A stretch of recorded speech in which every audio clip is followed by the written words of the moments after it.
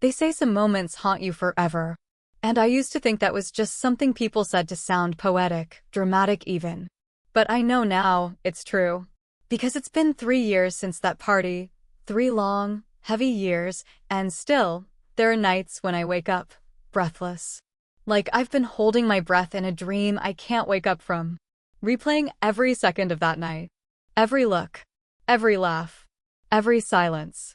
Sometimes I wonder if I had left the party 10 minutes earlier, or maybe stayed by his side a little longer, would any of this have happened? Or was it always going to fall apart, no matter what I did? I remember it all too well.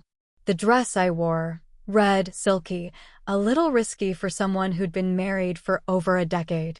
I wore it because he once said red was my color. I thought, maybe if he saw me in it again, he'd remember how we used to be. I thought maybe that night would bring us closer. But I had no idea how wrong I was. He said he was going to get drinks. Just a simple thing. Something a husband would do without a second thought. But what he actually did destroyed everything I thought I knew.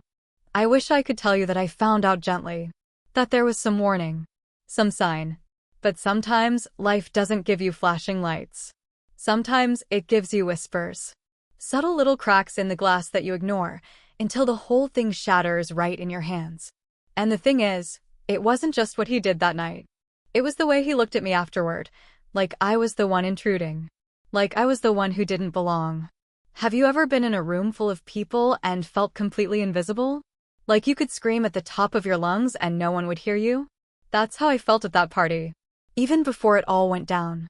There was laughter, music, fancy little appetizers passed around on silver trays. People dressed in clothes that cost more than a month's rent, fake smiles stretched across two tight faces. And me, standing there with a glass of wine I wasn't even drinking, watching him, laughing with her. The way his eyes crinkled. The way her hand touched his arm, too casually to be innocent. The way he leaned in just a little too close. And still, I told myself I was imagining it. Because when you've been with someone that long, you learn to talk yourself out of the truth. You tell yourself you're just tired. That you're being sensitive. That he wouldn't do that to you. Not after all you've been through together. Not after the kids. The sacrifices. The late nights holding each other when the world felt like it was falling apart. But betrayal doesn't knock on the door politely. It crashes in when you least expect it. And it changes everything. You ever look at someone you've loved for years and suddenly realize you don't know who they are anymore? That night was my moment. My turning point. The minute I stopped being naive. And the strange part is, what happened wasn't loud. It wasn't dramatic. No shouting. No slaps. Just a moment. One single moment that cracked the foundation of my entire life.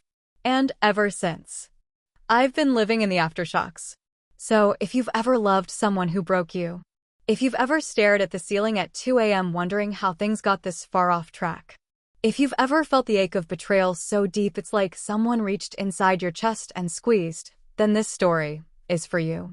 Subscribe if you believe real life can be stranger and more heartbreaking than fiction. Because what happened next? Even I still don't understand. And yet, I remember every detail. I was 42. Married for 16 years. 2 kids. A well-decorated house, a predictable routine, and a marriage that looked perfect from the outside. The kind of life people glance at on social media and think, they must be so happy. But the thing is, pictures lie. And routines? They can be quiet little coffins for the soul. From the outside, we were that family. The ones who brought homemade cupcakes to school events, who took Christmas card photos in matching sweaters, who waved at neighbors while watering the lawn. But behind closed doors, we were strangers learning how to share space without colliding. He hadn't kissed me properly in over a year.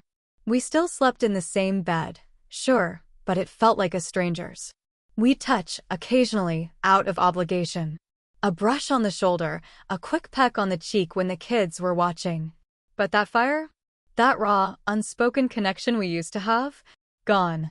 Sometimes I'd watch him from across the dinner table, studying the way he held his fork, the way he avoided eye contact, and wonder, when did I stop being someone he wanted to come home to?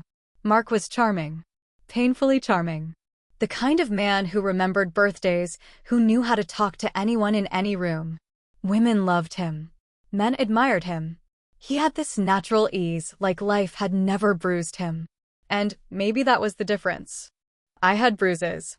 I carried them quietly, disappointments, small heartbreaks, sacrifices I made without being asked. But Mark? He floated through our life like he was always just visiting. He was especially charming at work. Especially with her. Julia. Younger than me by at least 10 years. Tall. Blonde. Effortlessly beautiful in that I barely tried but still look perfect kind of way. She was new at the firm. Marketing, I think. I didn't know much about her. Only what I saw. Only what I felt. There was this one time, a few months before the party, we were at a work function.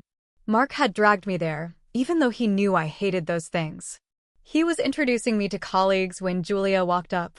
She laughed loud, open, like the room revolved around her, and then she hugged Mark. A little too long. A little too close. Her hand lingered at the small of his back, like she belonged there. Something inside me twitched. But I smiled. Like a good wife does. I told myself I was being insecure. Petty. I mean, she was just being friendly, right? That's what I do. I explain things away until there's nothing left to explain. Because if I don't, then I have to face the possibility that something is really wrong. And that's terrifying. Now, there was one person I confided in back then, Lisa. My best friend since college. She's the kind of woman who always knows what's happening before it happens. The one who sees through people. But with Lisa, well, you never quite know whose side she's really on. She listens, yes. Nods. Offers advice. But sometimes I got the sense she was holding something back. Like she knew more than she let on. And then there was Claire. Our daughter. 17, going on 30. Bright, intuitive, and more observant than she should be. She didn't say much, but her eyes, those eyes were like mirrors. She could sense the tension between Mark and me, even when we tried to hide it. She once asked me, quietly, Mom, do you still love Dad? I laughed it off, of course. Told her grown-up relationships are complicated. But inside, I was wrecked. Because the truth was, I didn't know the answer anymore. Our home was beautiful. Open concept. White kitchen. Hardwood floors. Photos of smiling vacations lined the walls. Everything in its place. Except us. And that night, the night of the party, was supposed to be a celebration. Mark had just landed a huge deal at work. He was glowing with success. We were invited to a company event at this upscale venue downtown. Glass chandeliers, rooftop views, the kind of place where you feel underdressed no matter what you wear. I spent hours getting ready. Not because I was trying to impress anyone else. Just him. I wanted to be seen. I wanted him to look at me the way he used to. And when we got there, it all looked perfect. People were laughing. Champagne glasses clinking. Jazz music humming in the background. But the moment we walked in, I felt it. That low hum of something being off. He walked ahead of me. Barely glancing back. And there she was. Julia. Dressed in a fitted black dress that didn't leave much to the imagination. When she saw Mark, she lit up. Like he was the only person in the room. She walked straight up to him and wrapped her arms around his neck. Not a polite hug. Not a professional one. Something else. I stood just a few feet away.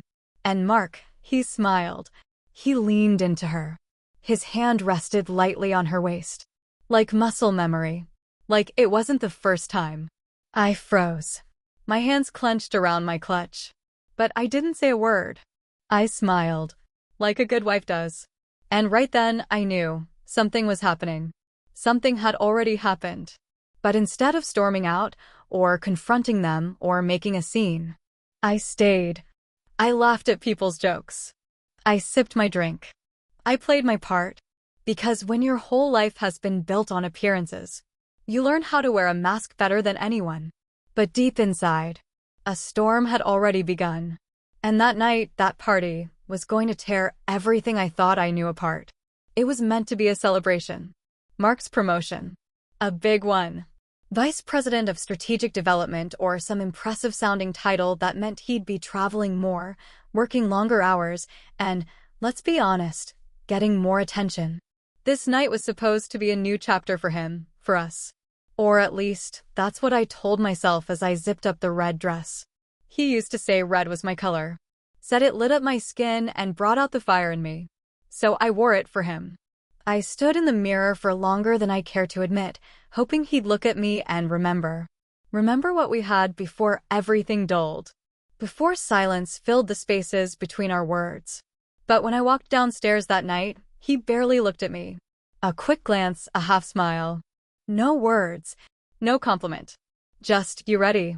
That should have told me everything. But still, I held on. The venue was gorgeous.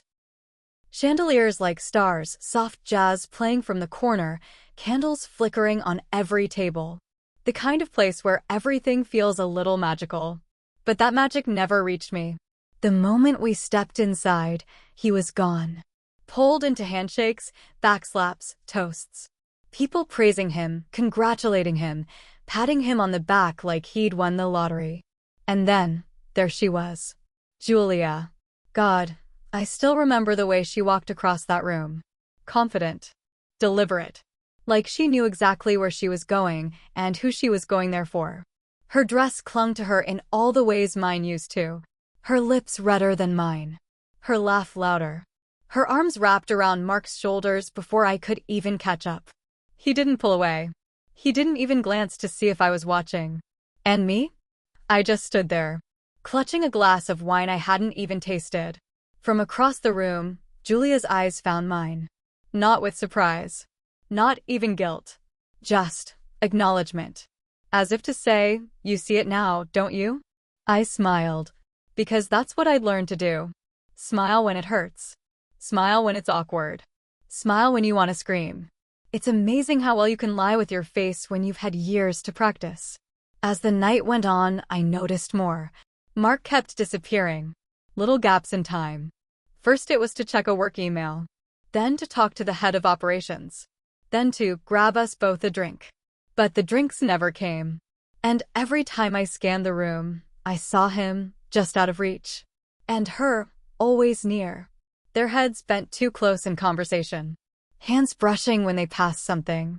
The kind of casual intimacy that doesn't belong at work events. The kind of comfort that only comes when boundaries have already been crossed. I started counting the minutes. 5, 10, 20. I caught snippets of conversation from other people. Someone said he was the golden boy of the company. Someone else said Julia was his favorite.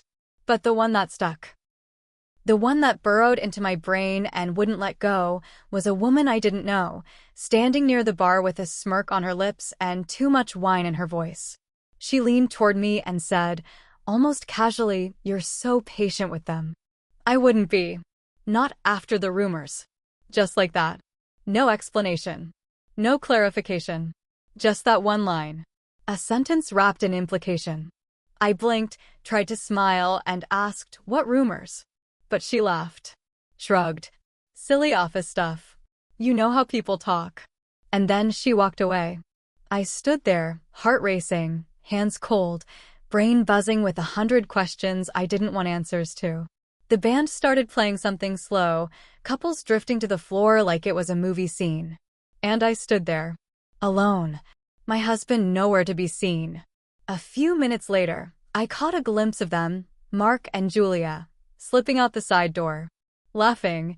Together. And I knew. I didn't have proof. Not yet. But I knew. It was like the air changed. The room got louder. Brighter. Like I'd been pushed outside of it all. People passed me, laughed near me, but I felt invisible. Like a ghost of a woman who once believed her marriage was unshakable. And all I could think was, what else have I missed? How long has this been going on? Why didn't I see it sooner? But I knew why. Because I trusted him. Because I loved him. Because I wanted so badly to believe we were just going through a phase. But deep down, the truth had been whispering to me for months.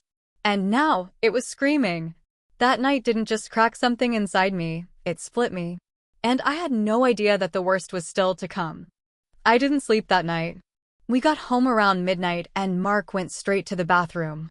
He didn't say much in the car, just the usual, "Great party, and you looked nice tonight," said with the same energy he'd used to compliment a stranger's haircut. I mumbled something back. I don't even remember what. Because in my head, I was screaming. But I didn't say anything. I didn't ask where he'd gone when he disappeared. I didn't mention Julia. I didn't demand answers. Instead, I crawled into bed beside him, turned off the light, and stared at the ceiling while he fell asleep within minutes. Like his conscience was clear. Like nothing had happened. Like I didn't just watch my marriage crack from the inside. And that's the part that messes with your mind. What if I was wrong? What if it really was just office chatter, harmless flirting, a joke I didn't get?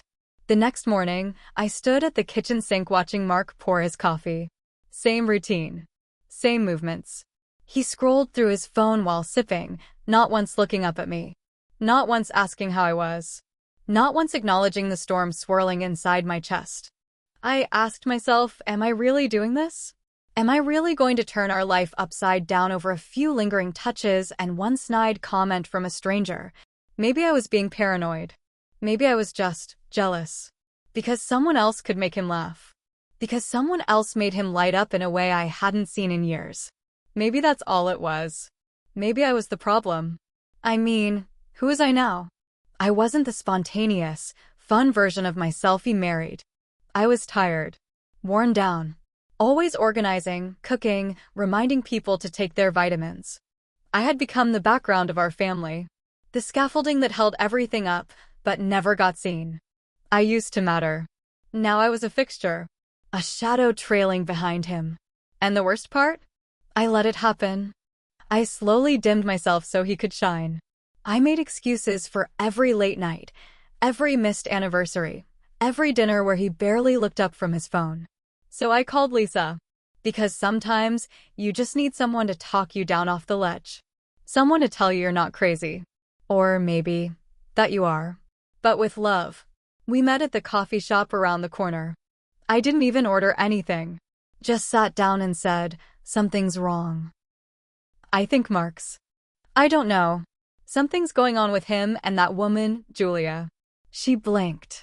Her mouth twisted a little, like she'd expected this conversation. Then she leaned in, her voice soft but steady. Don't ruin the night with silly thoughts. Mark loves you. You're just imagining things. I stared at her. Was that it? Was I imagining the way he looked at her? The way she touched him like it was second nature? The way he smiled at her, like he used to smile at me? I wanted Lisa to say more. To tell me I wasn't wrong. To whisper that she'd seen something too. But she just sipped her latte and changed the subject. Started talking about her new curtains. As if my world wasn't quietly unraveling. I sat there nodding, pretending to care. But inside, I was spiraling. Guilt wrapped itself around my throat like a vine. Was I accusing him of something he didn't do? Was I being insecure? But then the shame would hit me. No, I'm not crazy. I saw it. I felt it. And even if there wasn't a full-blown affair, even if nothing had happened yet, there was something there. Some line crossed. But fear kept me silent. Fear of being wrong. Fear of being right. Because if I was right, what did that mean for our family? Our kids? Our years together? Did it all fall apart because I didn't say anything sooner? Or because I had nothing left to say? I started questioning everything. My worth, my instincts, my memory.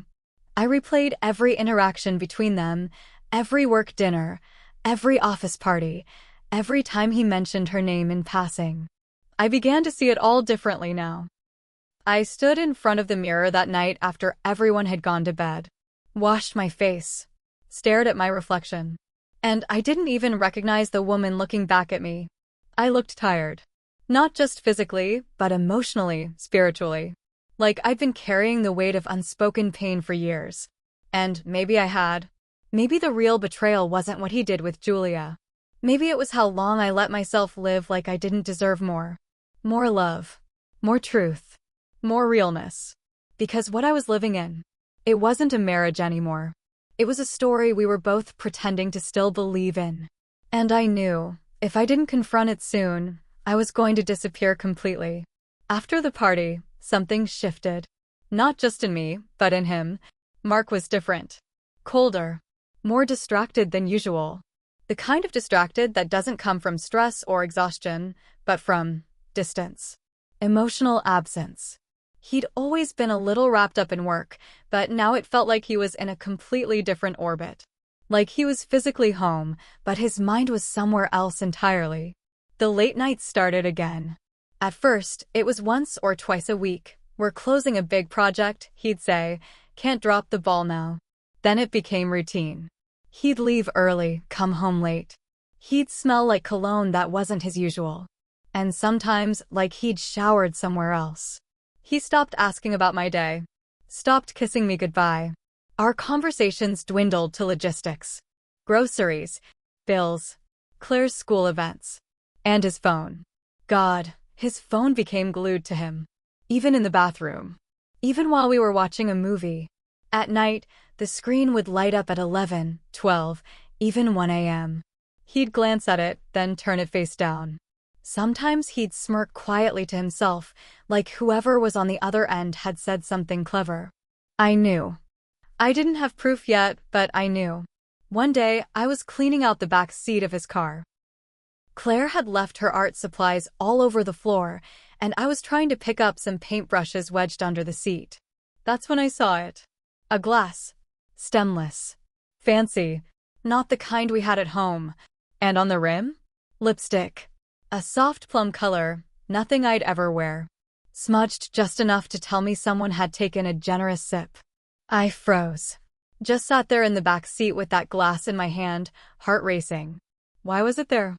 Who had been in this car? When? Where were they going? That glass felt heavier than it looked. It wasn't just glass. It was confirmation.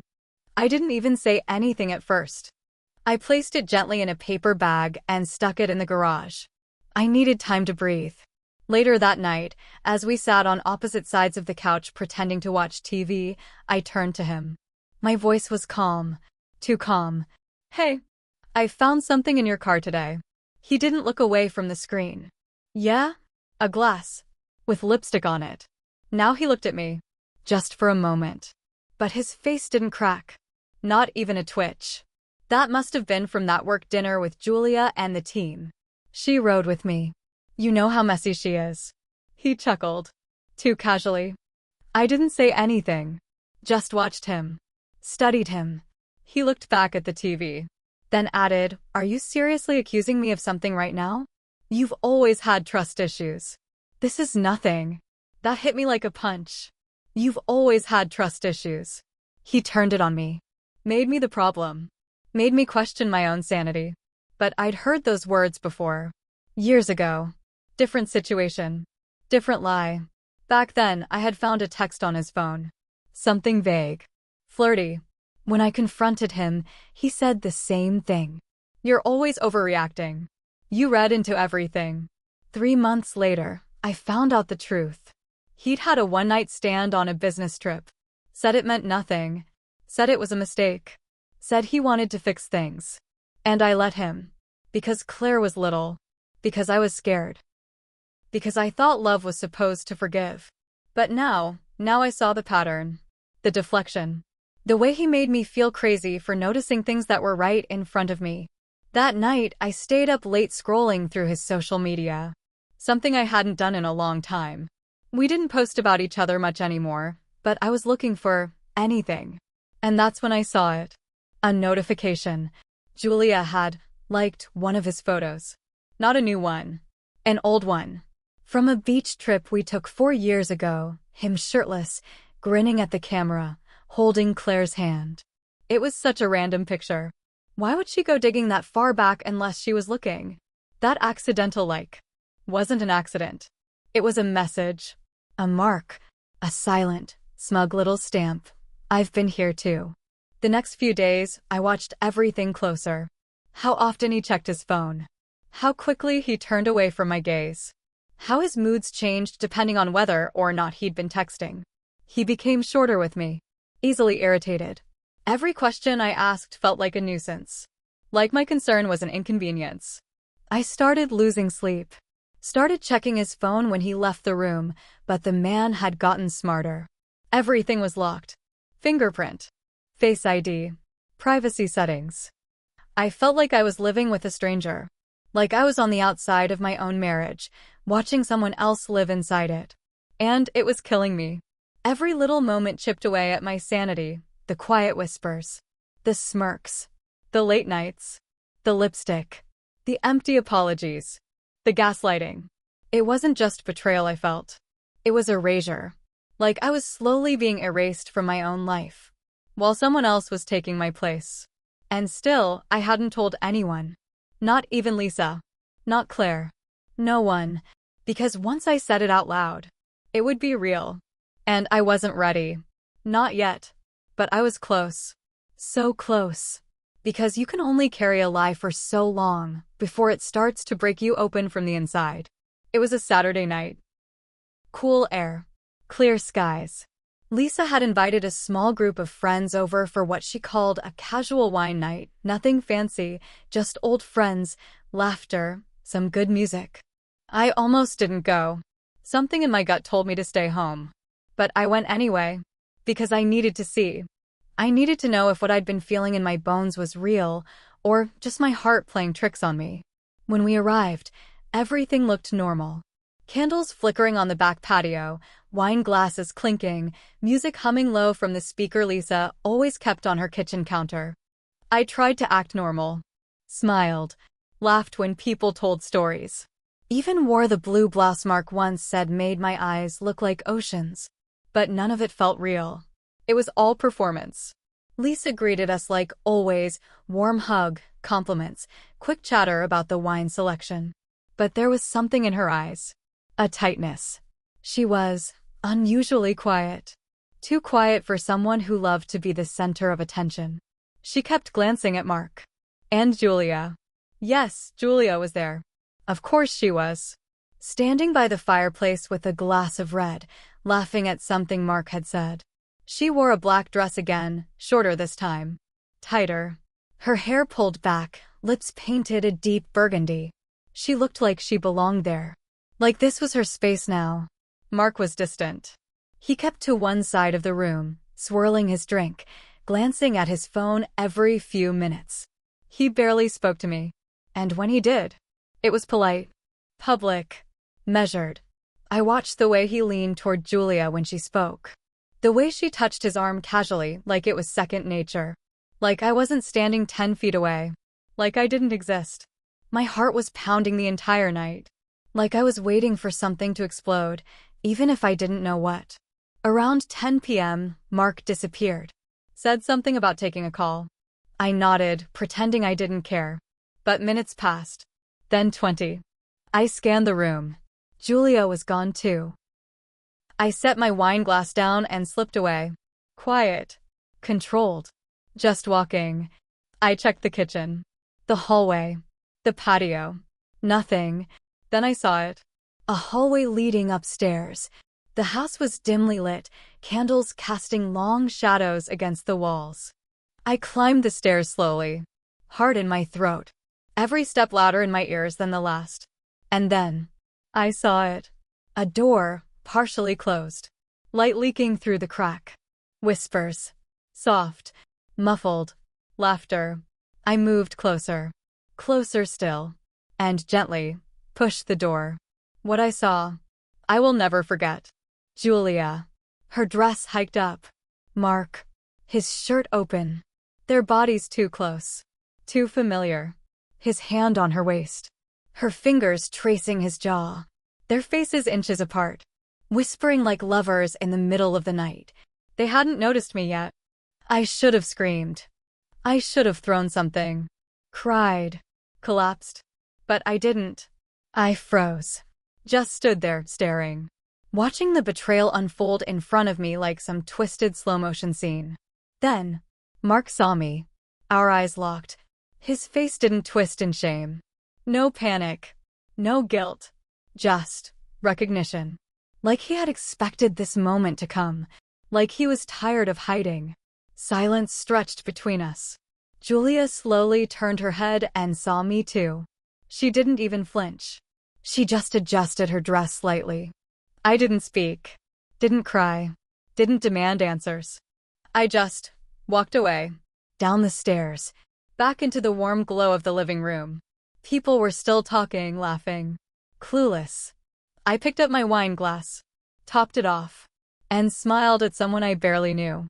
Made a joke about the music being too loud. Because that's what you do when your heart breaks in public, you pretend. You smile so wide it hurts. You act like nothing happened. Because in that moment, the truth is too big. Too loud. Too messy to show the world. I played my part. Polished.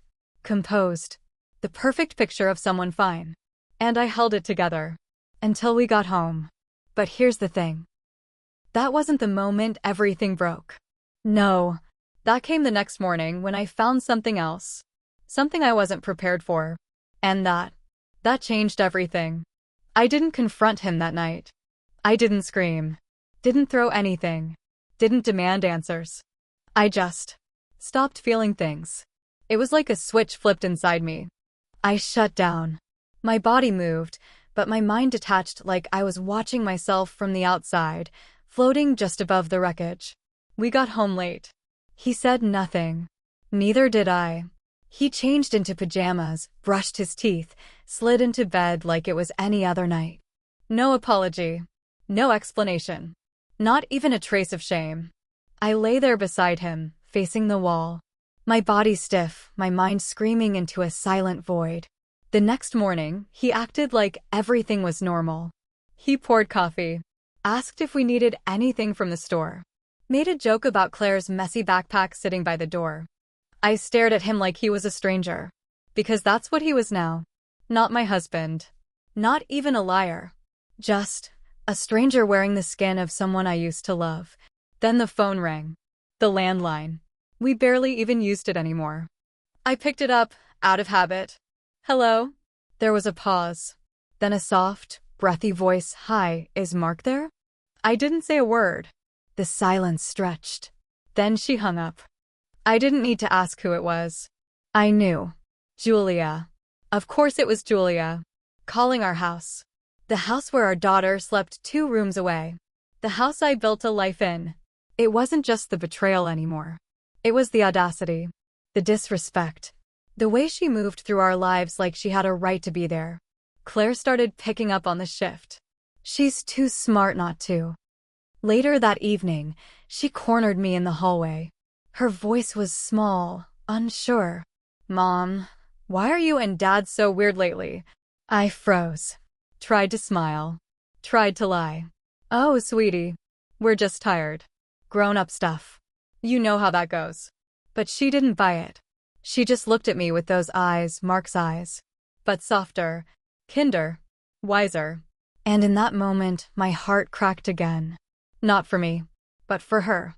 Because no matter how much I tried to shield her, she could feel the tension. The silence.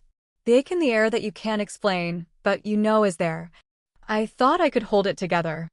I thought I could carry this pain alone. But it kept spilling out in little ways, in the way I snapped when she forgot her lunch. In the way I avoided Lisa's texts. In the way I cried silently in the shower, over and over, hoping the water would wash the grief out of me. And then, Lisa showed up at my door. Unannounced. Like she knew. We sat on the porch, wine in hand, silence sitting heavy between us. Finally, I asked, "Did you know?" She didn't answer right away. Just stared at her glass like it could protect her. Then, quietly, "I've known for months." My breath caught. My heart didn't even break this time, it sank. Deeper than it ever had. "I didn't tell you," she continued, "because you looked so happy. I thought maybe it was over. Maybe it didn't matter anymore." Didn't matter? To who? I wanted to scream. Throw the glass across the yard. Shake her. But I didn't. I just sat there, letting the betrayal sink in. Because it wasn't just Mark who betrayed me. It was the people around me. The ones who claimed to love me. To protect me. And yet, they all let me live in a lie. It was like I'd been on a stage this whole time. Spotlight on. Audience watching. And I was the only one who didn't know the script had changed. The isolation was unbearable. I felt surrounded, but completely alone. And for the first time in my life, I didn't know who to trust anymore. Not my husband. Not my best friend. Not even myself. Because how did I not see this coming? After Lisa left, I sat alone on the porch long after the sun had gone down. The wine glass empty. The air still. And my thoughts louder than ever. I kept asking myself the same questions over and over, like a broken record on a loop I couldn't shut off. Was I too cold? Did I stop trying? Was I the reason he slipped away? Did I drive him to her? I thought back to the earlier years. How I used to make an effort, little notes in his briefcase. Surprise dinners. Wearing his favorite perfume just because. But over time, life got heavier. The kids needed more. My job demanded more. And he just drifted. Was it me? Did I get boring? Predictable? Too responsible? Too tired? Too focused on everyone else and not enough on us? Or was he always like this, charming and hollow, good at making people feel seen while hiding who he really was? I looked back at our life together and suddenly saw gaps I'd never noticed before. Business trips that didn't add up. Late nights that came with vague explanations. Moments that didn't feel wrong at the time, but now they pulsed with warning signs. And that's when the guilt turned into something more dangerous, doubt. Not just in him, but in me. My judgment. My instincts. My sense of reality. I thought about leaving. More than once. I'd run through the scenarios in my mind like a movie montage, me packing a bag, driving off into the night, starting over somewhere new. Maybe with Claire. Maybe alone. But then, I'd picture her face. How would I explain this to her? How do you tell your daughter that her father isn't the man you thought he was? That love isn't always enough?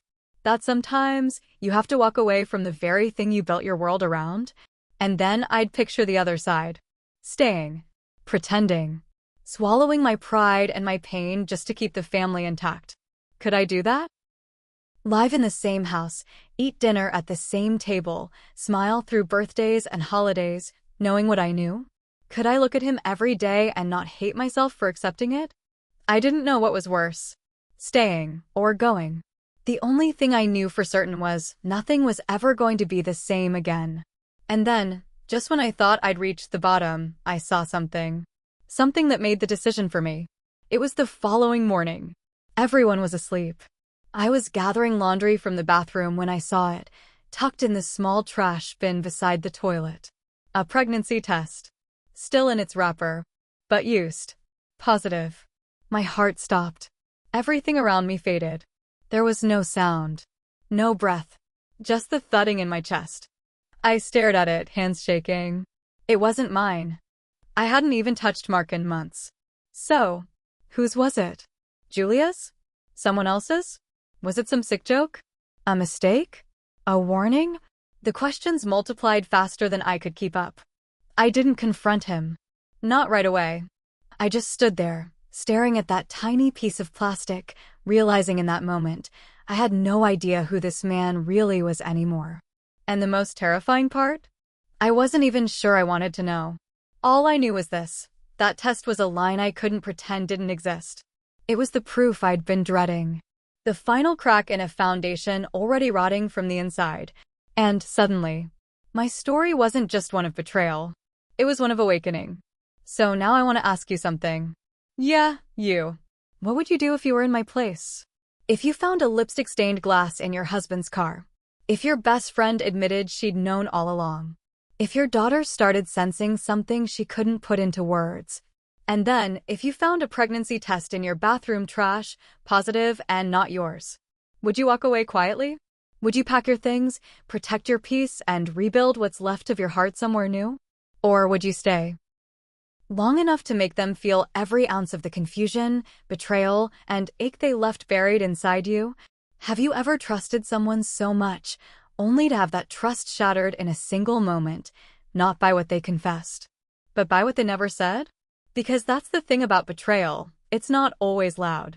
Sometimes it arrives in silence. In glances. In lipstick stains. In late-night texts that aren't for you. If this story moved you, if it reminded you of a moment in your life you've tried to forget, Or maybe one you're still living through right now. Talk to me in the comments. I read every word. Let's talk about it. Let's feel it together. Because you're not alone. And if you want to hear more stories like this, the ones we're afraid to say out loud but need to hear, go ahead and subscribe. This is just the beginning. You know, people always think infidelity starts in the bedroom. But it doesn't. It starts in the small spaces between two people in silence. In things left unsaid. In those tiny choices we make to not look, not ask, not feel. Infidelity doesn't always begin with a touch. Sometimes, it starts the moment one person begins to leave the room emotionally, long before they ever physically walk out the door. And what haunts me most? It's not the lies he told. It's the truths he never said. The distance. The quiet resentments. The ways he stopped seeing me, piece by piece, until I became invisible. It's the absence that hurts. The way he disappeared. While sitting right beside me. I've thought about confronting him. God, have I thought about it? I've played the scene in my head 100 different ways, the words I'd say, the expression on his face, the tears, the rage, the collapse of everything we built. But I haven't told him I know. Not yet. And maybe I never will. Or maybe one day, when he least expects it. When he thinks everything is back to normal, when he starts to believe I've forgotten. I'll let him see what it feels like to be left stunned. To be standing in a room he thought was safe, only to find out it was burning all along. Because some betrayals don't deserve confrontation. They deserve distance. They deserve silence. A silence so loud, it echoes. So if you're listening to this and you've been there, you've stood where I stood, questioned what you knew, felt yourself unravel, I see you. And I promise, you are stronger than you think. What happened next? That's a story for another time. One I'm almost ready to tell. So if you haven't already, subscribe. Stay with me. Because these are the stories people are too afraid to say out loud. And here we say them anyway.